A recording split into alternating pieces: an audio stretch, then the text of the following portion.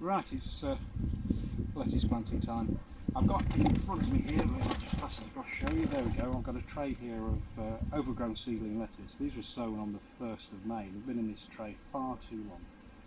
But I've resisted putting them out because the land has been so dry. So today's the day, we've had some rain over the past few days and there's rain forecast tomorrow which will settle these in beautifully. So I've got Florine Red, and if I just pull one of these plugs out, close to the camera, there we go. That's Florine Red, beautiful red leafed lettuce. That is a delicious lettuce. And the other one here, which if you come on, I can't get that out to it properly, rather than behead it. Come on, my beauty. Are you glued in? There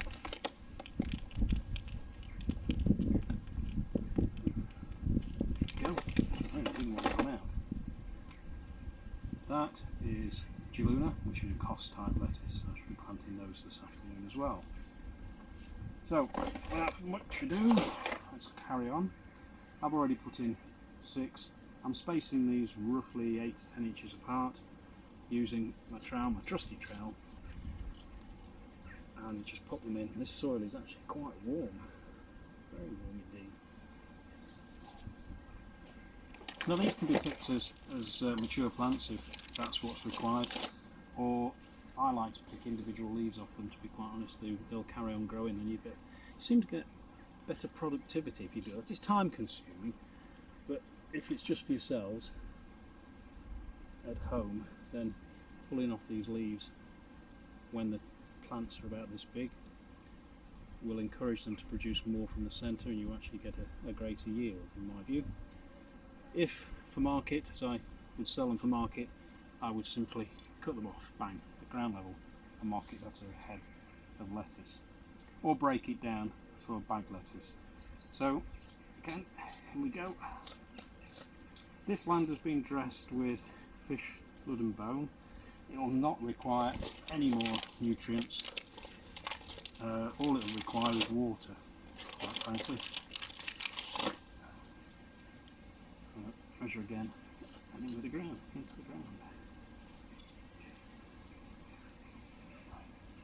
Slugs, oh yeah, this wet weather will bring them out. They've been asleep over the past month, too dry for them to come out and forage. So slugs do have to be aware of slugs. I'm not ashamed to admit that I do use slug pellets on a gardening at this scale with just me on my own, and absolutely no tolerance of slugs in my lettuce or anything else. I will use slug pellets, but I use them as a blast. I just go for it in one go. I don't sprinkle them willy-nilly. It's a very controlled operation. I don't want you to get the impression I'm being flippant when I say I use them and I just cast them over. I don't. I will only put slug pellets down when I see the first signs of damage, which is often too late. But I think, like most people, I don't really like using them, but I have no alternative, because otherwise in certain parts of this land I just have no crop, no saleable crop I should say, and no real viable crop, particularly when they're there every night munching away on your hard work. It becomes a bit of a competition, doesn't it? But let's be serious for a minute. I think there is a place for them. That's slug pellets, that is, and they're used very sensibly and not cast around, for want of a bad expression, like confetti. So I'm going to carry on with this and we'll see how it looks when I've finished. Well, there we have it. 97, I think it is in total, 97 lettuce. This batch here are planted at about 10 to 12 inches apart. These are for head lettuce rather than leaf lettuce. And if I move further along the row and show you the ones that I want for leaves, you'll see that they're planted a lot closer. These are planted, the head lettuce are planted in 4 across, about 10 to 12 inches apart. The ones that I require for leaves are planted at about 8 to 10 inches, a bit closer. These will make fairly sizable heads if they're not picked. What I mean by picked is that I peel the leaves off. We've got a nice oak leaf variety here, Cornouaille. I sowed that on the 1st of May, as I mentioned earlier, but I sow these regularly. And this is a variety called Extranet, which is a frise type. And this is an exceptionally good lettuce. Not a soft leaf, crisp, and will produce a head that's probably in the region 10 inches. What's that, 25 centimetres across? So that's it for today. A little lettuce planting, and why not? Well, I should just have a little run along the road here, and this here is chard. It's been in the background of mind all the time to mention it. Mainly bright lights, I think it is. I like a bit of chard. Started to settle in now the rain's come, which I gather from the forecast is about to go.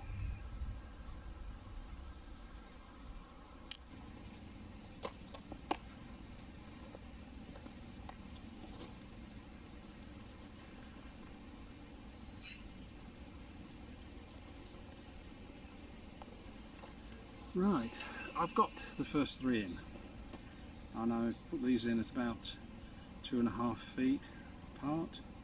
Don't ask me to convert that into metric. I don't do metric, I'm afraid. Well, if I do, I guess. And I'm hoping to get as many in this area as possible. Now, these are quite good plants, grown from seed, as I think I mentioned, and the roots on them are not that impressive actually. I mean, there's plenty of root. They were well soaked overnight to make them easier to, or should I say, give them a start in the ground. And I'm hoping that the storm that's forecast later on, the thunderstorm that's forecast later on, is going to come. Right, there we go. The soil's quite dry. I never worry too much about the weeds that are in the area, provided they're not tenacious. Stuff those out. Like that. See them to them. Keep that fairly weed free. Pots together. And in with the next one. That's quite a big plant, isn't it? So there's my measuring stick. There we go. It's going to be about there.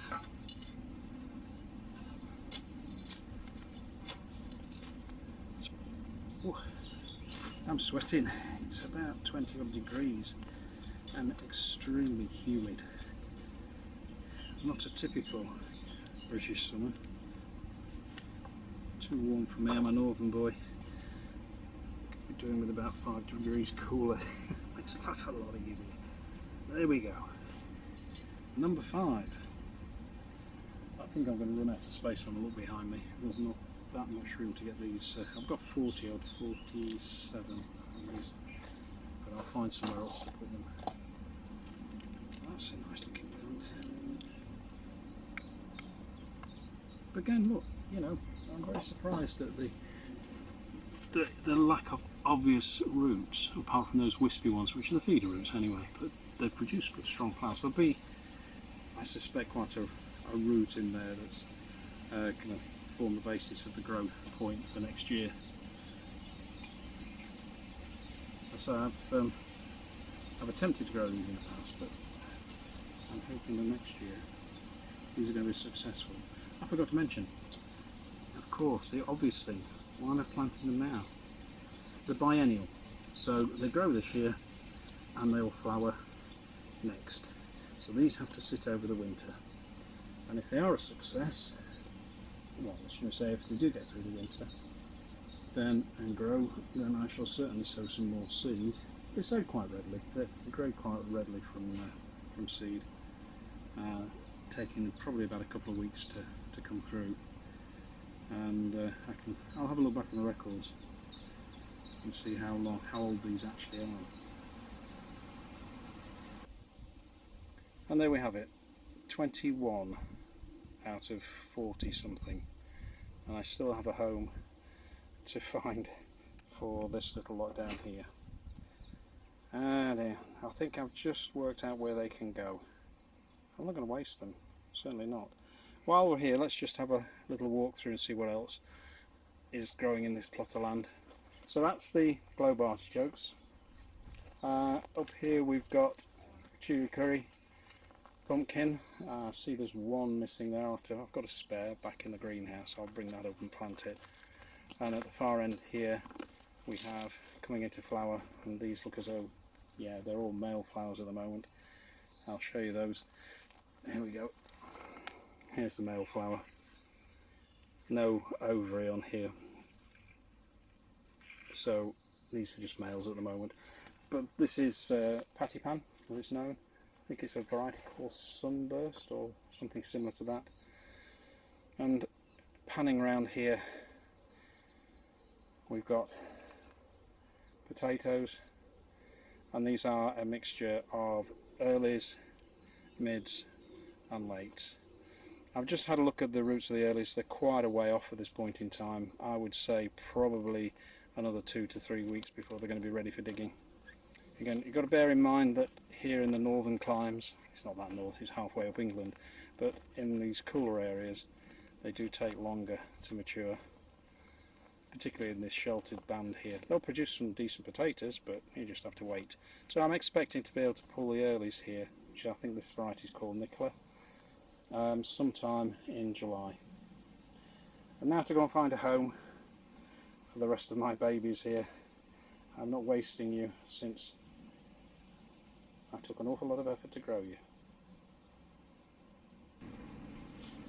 Right, this is the home for the remnant globe artichokes, and I've brought some seedling lettuce out here.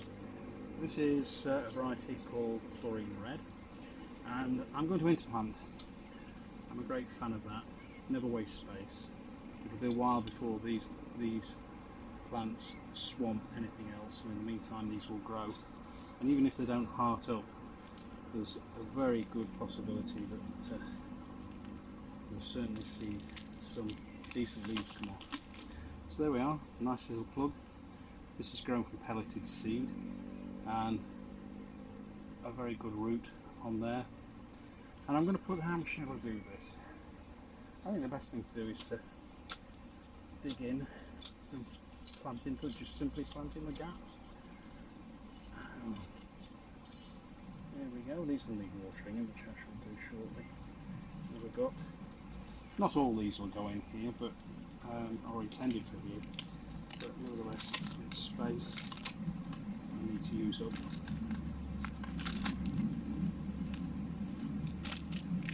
And why not? Right here. This ground's very dry, so it desperately needs some water. The rain that was forecast earlier today, the deluge that was due to hit us, well, we're now on the outside of that, and we might get a dribble, we might even get thunder. So we see some lightning, but I don't think we're going to get the deluge that was forecast earlier today. It's going to go further east, so Nottinghamshire. We'll have the pleasure of some additional water. I need water. I want these to heart up, so I'm going to give them some space, probably about a foot apart. There we go. I'll carry on doing this until we're finished. Trusty trowel is my measuring stick.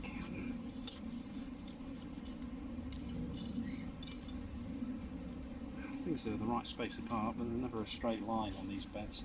Never.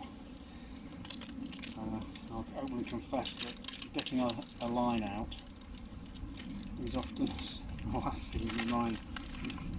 I can't be looking to go back and fetch it, and then I stand up and go, oh no. Deep sigh. There we go, here you go.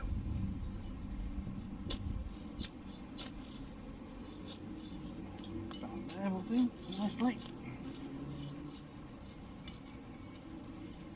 I never worry too much about debris on the top of the beds. Never worried.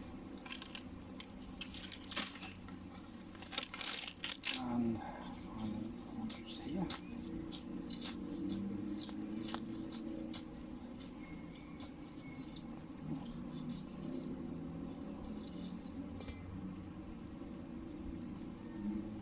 There we go.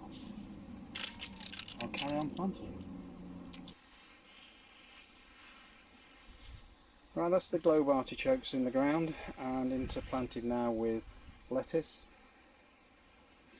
Just giving them a little dose of water on lowish pressure so I don't blast them out of the ground. These three here are the fluorine reds, and moving across and moving down here, this is Lunaro across a Cos type lettuce. So I'm just going to carry on with this to get them sorted out for the evening. What we actually really need is that rain that's been promised. Who knows? Who knows? We're right on the edge of it according to the radar. The weather radar, right on the edge of it. So we might get a splutter, we might get some thunder and lightning. But at the moment, we're not promised the deluge that I saw early this morning, which was a big purple blotch with lightning around it for this area. It's now gone to a pale blue, suggesting lightish rain. We need several nights of steady rain to soak the ground to make it workable, and to rejuvenate all the plants, and to save my water. Anyway, I shall just carry on and get these sorted out, and then it's time for a cup of tea. Most important thing in the world. Quick update on the sweet corn. Looking good. Not as tall as I would have liked it at this time of year, but nevertheless it's looking good. In the foreground here, blue Hubbard pumpkin, the best.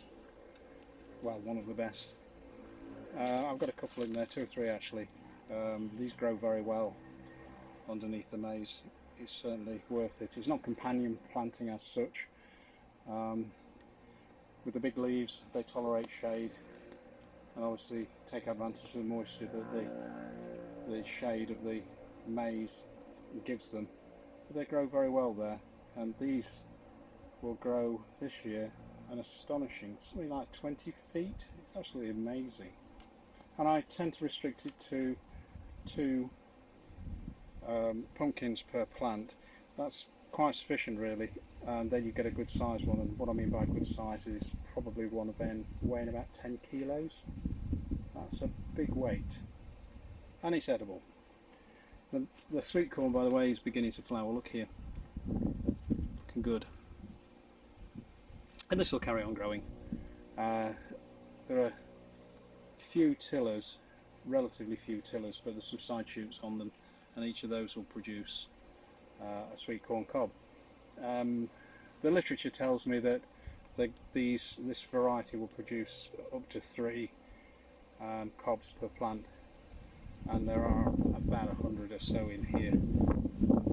So with my continual battle against the squirrels, who tend to take the vast majority of these damn things, I should get 1 or 2 sweet corn coming on. Other plants that are in here which I'll show you, these are outdoor cucumber, beginning to get their feet in the ground. This is self-sown Scarlet Emperor runner bean, and I just happened to just let it go up this post here. But these cucumbers here will need watering quite regularly in order to succeed outside. It's quite a dry spot over here. And then latterly the rhubarb, which was planted in the early part of the year. I'm quite impressed with this actually. This is Timperley early. It's grown very, very well from just a simple root, bought in a plastic bag from a well-known high street store. No promotion here for me. Look at that growth there. Can you see it? It's almost prehistoric, and look at that. That tight furled leaf will unfurl. Magnificent. I'm moving on through the weed bed. The courgettes are beginning to fruit. A lot of male flowers on at the moment, but I did spot the other day a courgette. Woohoo! Probably the first one of the season. There it is. Let me see if I can take you down to it. Look at that. The first courgette of the season. I think we can hold a party based on that.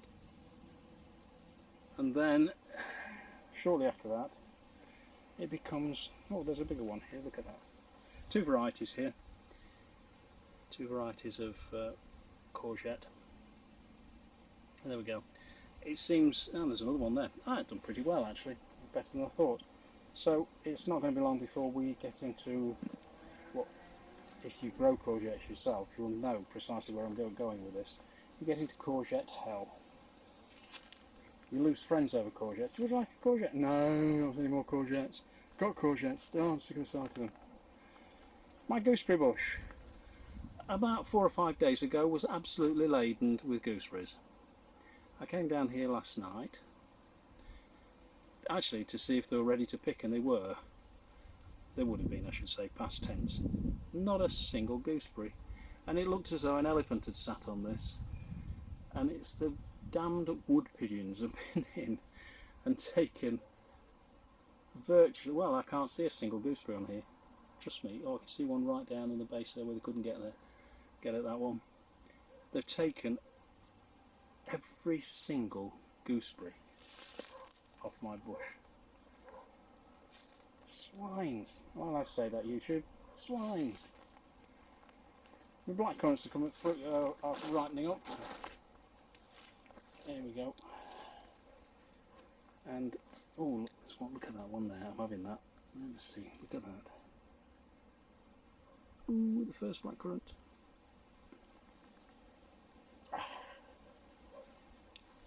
I love blackcurrant. Good. Apart from the fact they're a pain to pick, I love them. Absolutely love blackcurrants. And these bushes have been in, nearly 10 years now. Totally out of control. Hey, what the hell? And the new plantings of gooseberry and also blackcurrant are here. And some maize that I had left over. Didn't want to waste it. Just stuck it in between. It'll do what it needs to do. I used to have some other land at one time, and I had a huge variety of gooseberries on there, and I want to try and rebuild that collection, for want of a better expression. There's a black threatening cloud. Hurrah! Hurrah! It's not a good idea to be in an open field when they're forecasting thunder and lightning, is it? But I'll take a brisk walk through the orchard and head back to the building, get my bits and pieces together, call it a day for today, and get that kettle on. Get that kettle on. Plenty of butterflies about. Apples coming on. What variety is this? Where are we? It's Lord Derby. This must be... oh, this is Monarch. This is Monarch. There we go. Tiny little things at the moment. I believe this to be the best, if not one of the best cooking apples. My totally biased opinion.